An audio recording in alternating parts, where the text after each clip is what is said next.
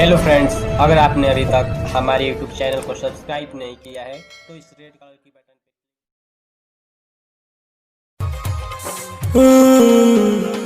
ओ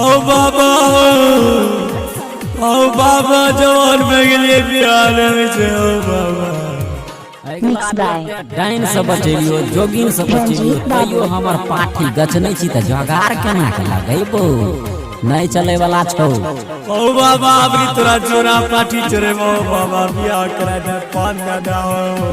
चल चल ऐसन बहुत एले बहुत गेले ठोक के चल गेले अबरी नहीं माने वाला छियो। नहीं बाबा सुन ले सुनबै छियो। प्रेजेंटेड बाय मनाबिक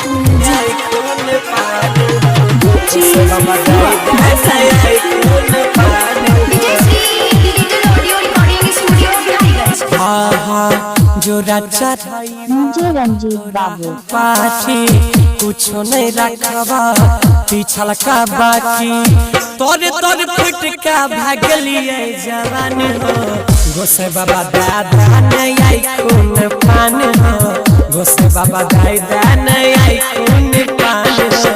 जो रक्षा भाईबा तोरा हम पाठी कुछ नहीं पिछल का रखवा बाकी तोरे तोरे फुट के भागलिए जवान हो।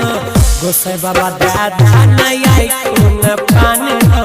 गोसे बाबा दादा नहीं आई खून पान हो।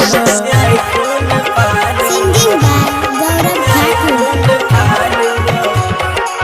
गोसे बाबा दादा नहीं आई खून Vijay Shri digital audio recording studio Bihariganj. मौगी के बिना हमारा मन नहीं लागे तिलक के नाम सुन के कुटुम भागे तिलक के नाम सुन के मौगी के बिना हमारा मन नहीं लागे तिलक के नाम सुन के कुटुम भागे। तो ही देख गोसाई बाबा हमर भविष्यवाणी बापे के कारण हमर तरफ जवानी किया करे छो अब हमारा हरान हो। गोसे बाबा दादा नहीं आई खून पान हो। गोसे बाबा दादा नहीं आई खून पान हो। सिंगिंग बाय गौरव ठाकुर गोसे बाबा दादा नहीं आई खून पान